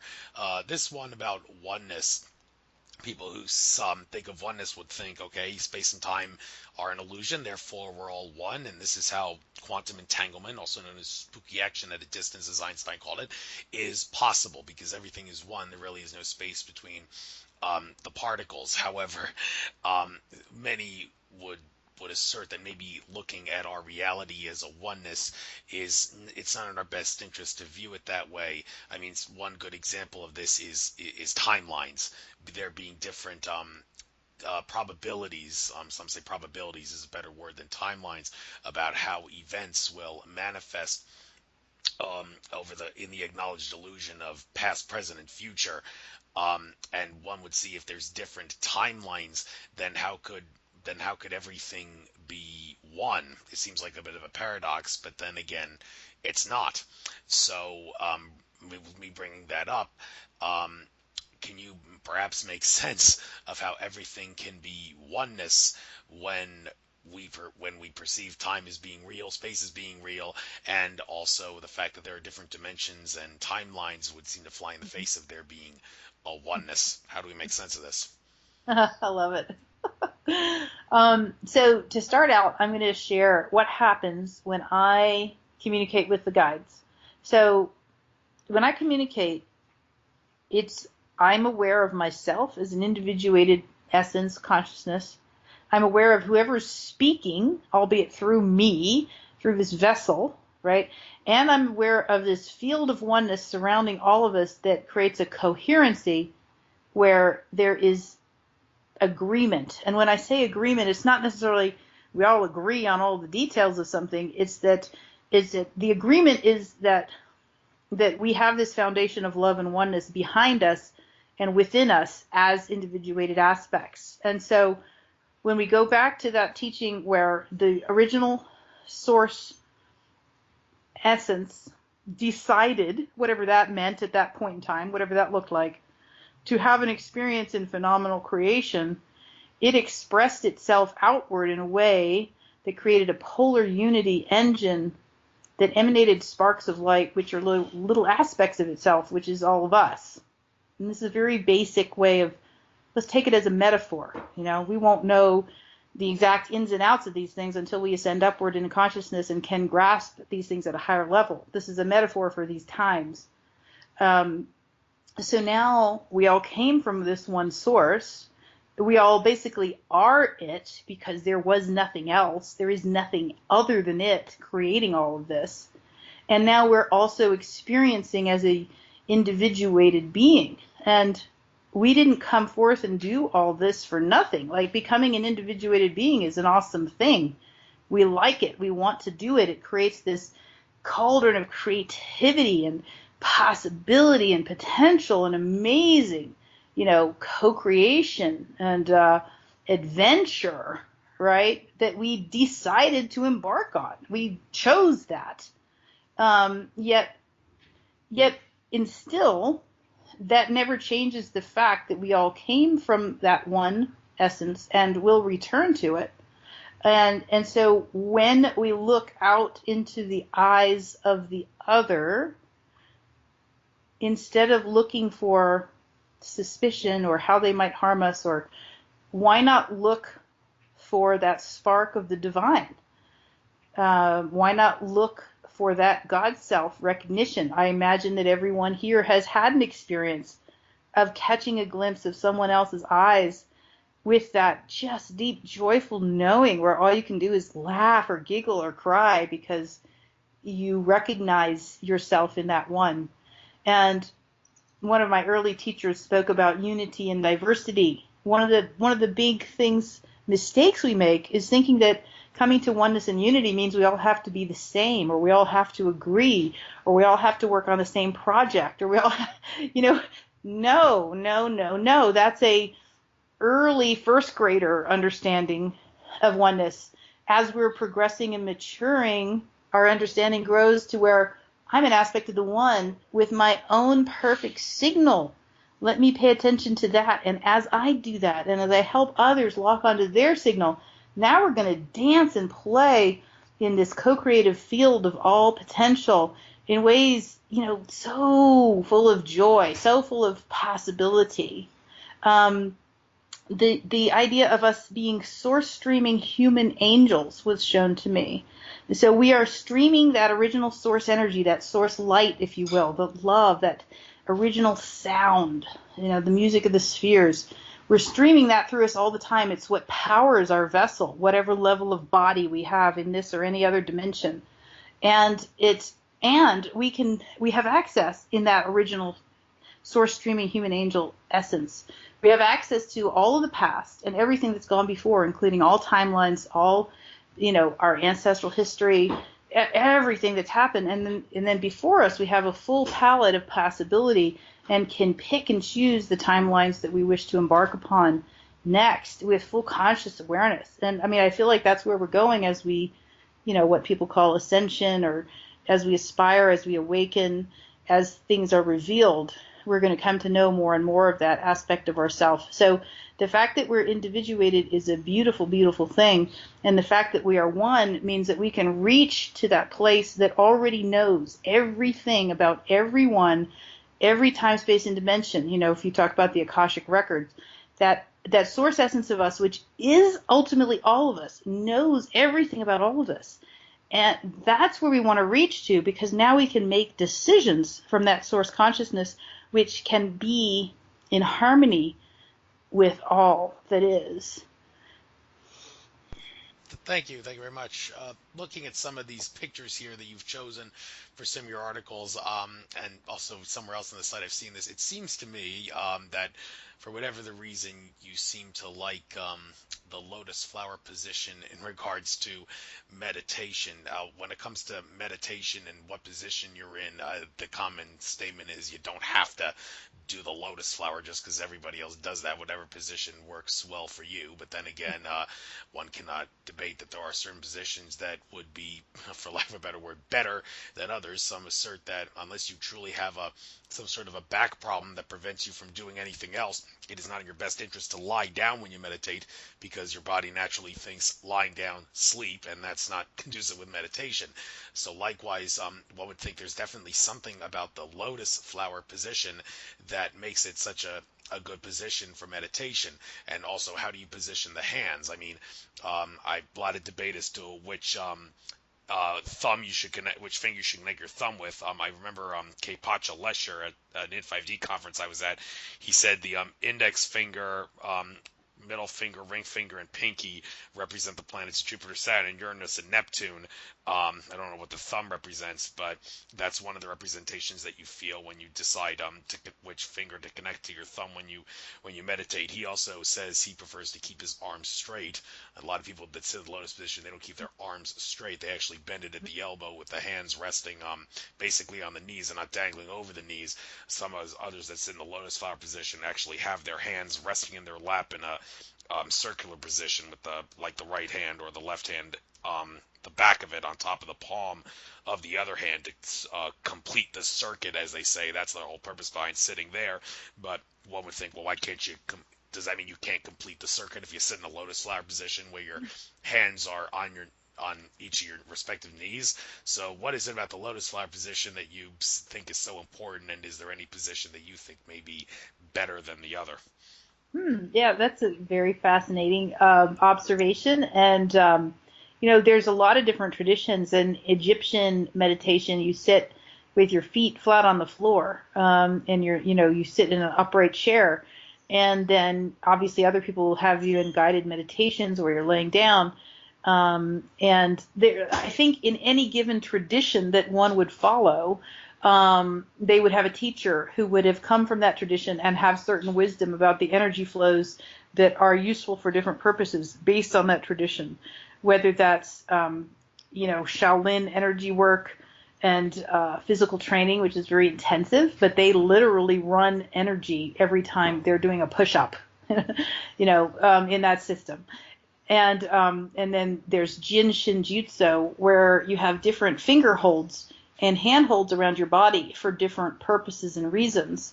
And then there's the Taoist practices and Qigong and then yoga and all this. So it's to me, it feels more like, which flavor do you like best? Follow your bliss, because it could be that you've been a part of a certain lineage for many lifetimes, so it's very comforting to be in that lineage. And also, interestingly, I am a practitioner of what we call traditional Thai yoga massage. Now, traditional Thai yoga massage works with the sen lines, which are the energy lines that run through the body. There was a doll that my teacher found when he was researching about these sen lines. In Chinese, they call them the meridians in the Chinese acupuncture tradition. This doll that he found from China was like 5,000 years old, and the way that they flowed the energy points on that doll were more like how the Thai do it today in what they call sen lines than how the meridians flow now.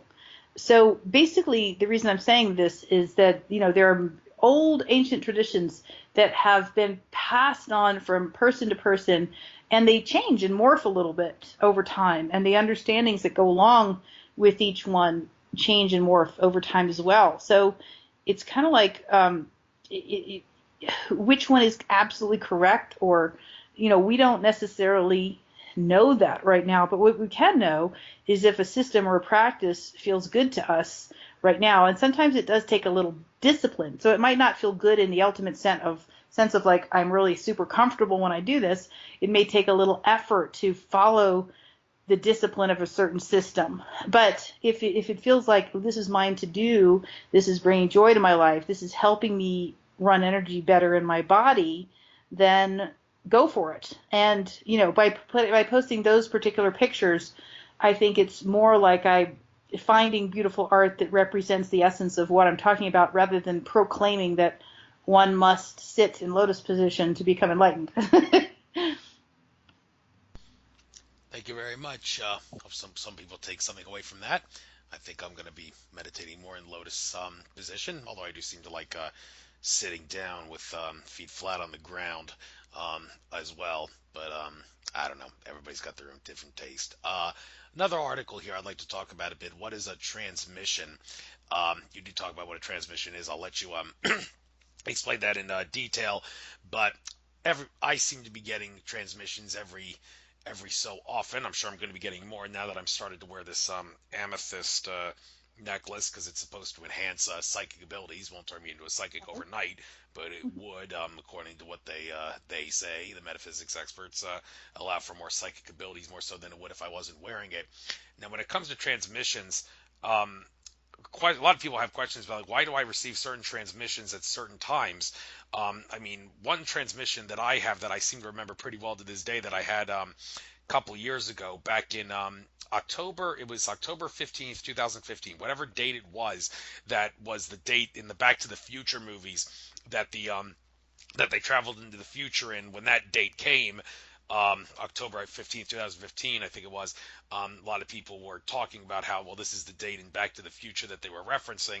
And around that same day, I ended up getting a lot of transmissions of a sort about this show on the Disney Channel I used to watch when I was young, back in the early 90s, before going to school, called Adventures in Wonderland, where this female actress played Alice, and all the characters in the Alice in Wonderland book had their own roles in that. It was a lot of episodes in that show, and I was wondering, why was I envisioning this at this time?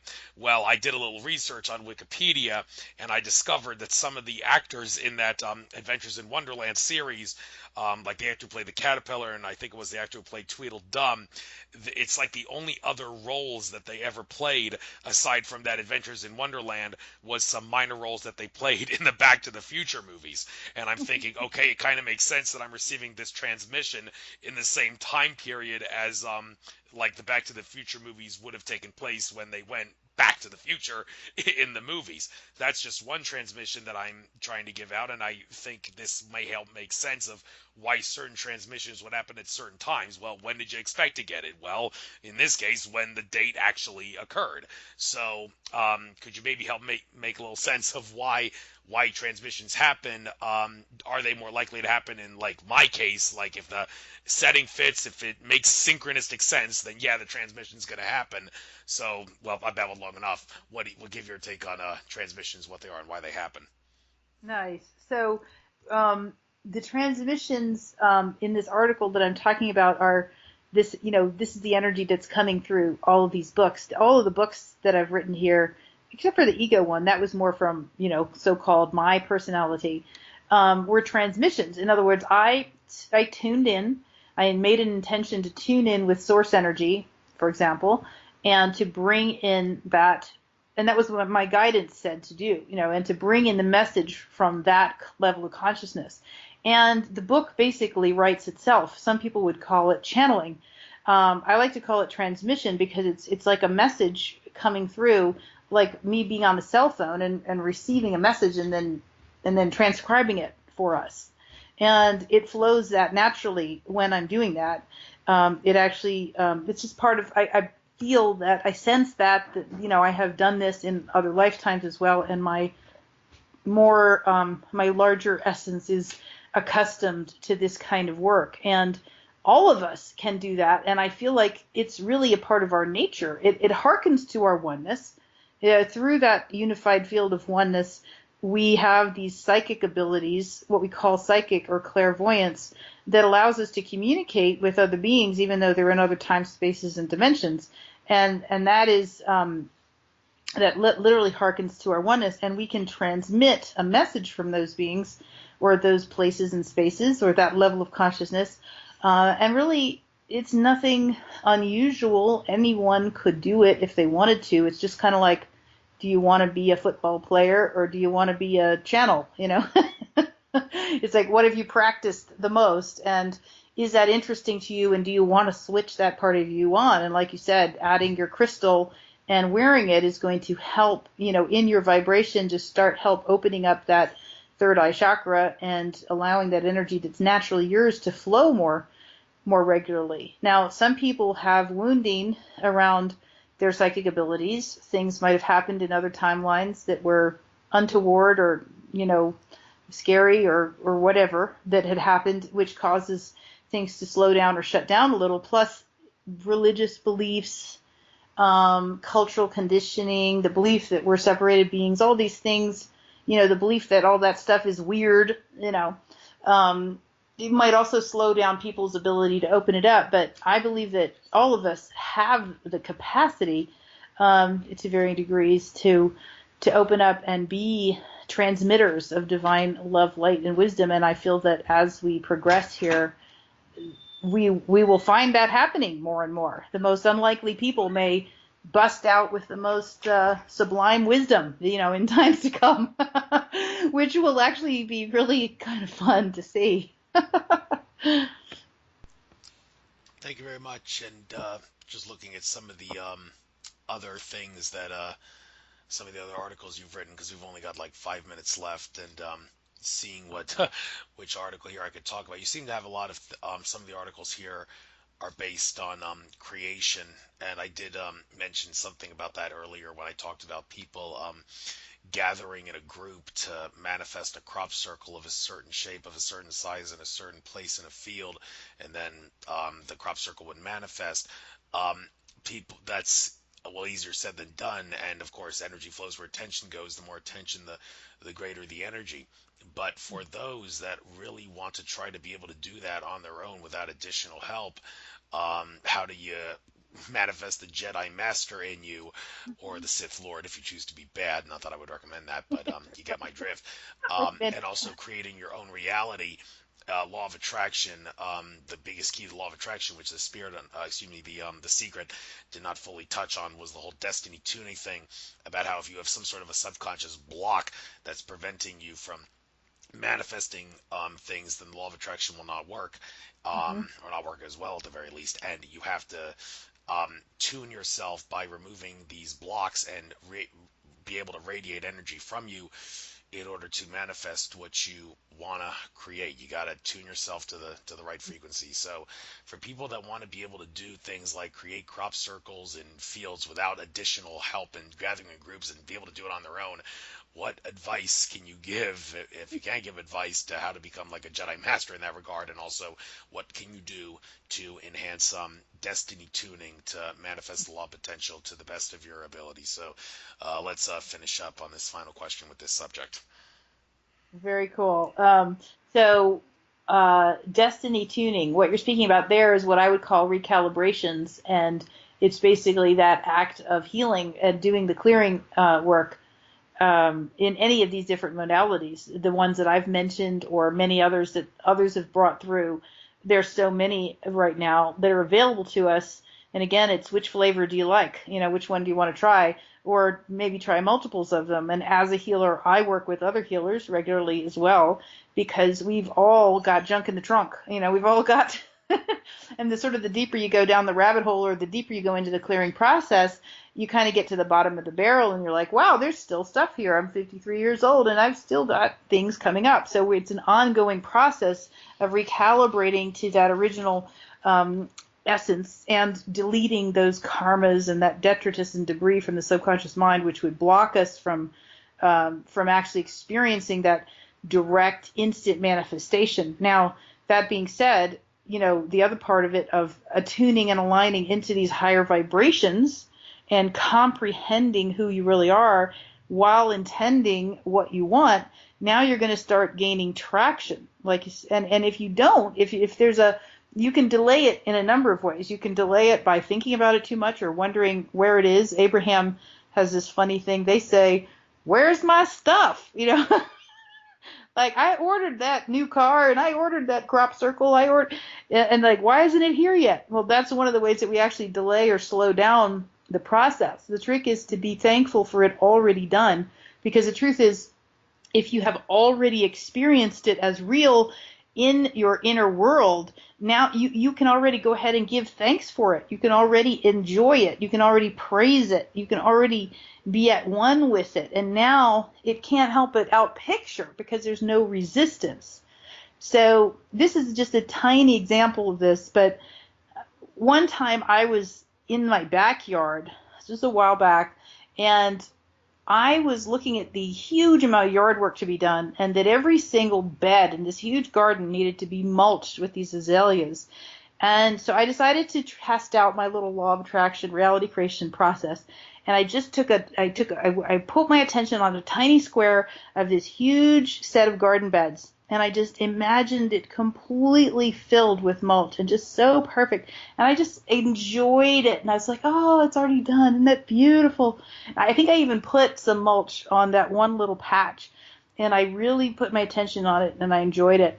And then within an hour or so, my father-in-law at the time came over, and we started mulching that garden. And we couldn't stop. We tried to stop, and we couldn't. So when this kicks in and there's no resistance in your system to it, like something like putting mulch in the garden, there's no resistance in my subconscious mind about that, right? It is going to happen, and it'll happen sometimes so fast that you won't know what. You're like, where? Wow! Test the power of the universe. If the manifestations aren't coming as quickly, then like you said, you got to go back in there and start doing the work, doing some detective work.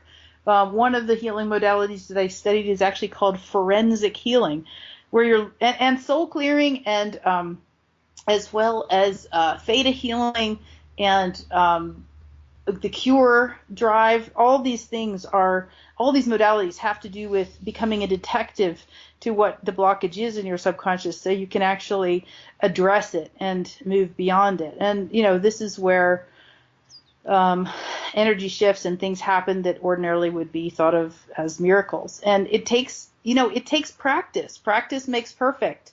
We are at a time where probably more and more light and energy is going to be coming in, making it easier and easier to access those states. The main thing is accessing that higher vibration, which contains more of that transmutative, unified field energy, while simultaneously working on ourselves as the issues arise, and making very specific intentions of what you want to create. So I have a visionary boot camp coming up for visionary creators who want to bring in their solutions or their services in the world, and we're going to be doing a lot of work on that. We're going to be doing the attune, align, dissolve, design, recalibrations process throughout that work. So that might be interesting to people. And, it's a lot of fun. It works when we work it. There's dozens of books by people like Genevieve Berend and the Unity teachers, a guy named Neville. A lot of these people back in the 20s really had huge transmissions coming in about this reality creation that we call it. And it's really fun to dig in and study. Follow your bliss. There's a lot of, like you said, you watch these YouTube videos on the higher self. There's also some on reality creation, and they're so much fun. I mean, I'm just like a lifelong student and practitioner of this, and what I know is it works when we work it. And there's dozens of tools and techniques for exactly how to get in there and work it. And it's a playground. Life's a playground of creativity. And the more and more we can open to that energy of play and light and openness and a desire to know more of who we are, the more fun we get to have in exploring this co-creative potential of this place and ourselves and our connections. Right. And hopefully this interview that we did will encourage other people to sign up for that boot camp and other things that you've done. So I do hope I was of great service. I sounded like you had a lot of fun. I had a lot of fun too. Learned a few things in the process. It was a pleasure having you on. And with that being said, we've reached the 2-hour point. So for the sake of all those people who have lousy attention spans, I think I'll end the interview now and leave it at 2 hours. And I will upload it to YouTube, and I'll put it on social media everywhere so people will be able to hear this, so your word will get out there. I very much enjoyed listening to what you had to say, and I do wish you the best of luck on your future endeavors. Enjoy the rest of your trek throughout infinite consciousness. You are a very enlightening and intelligent individual to have on. Thank you so much. I so appreciate you, Andrew. What a brilliant focalizer of consciousness toward these grand awakenings we're undergoing. Thank you. You're very welcome. Take care now. Blessings. Bye-bye.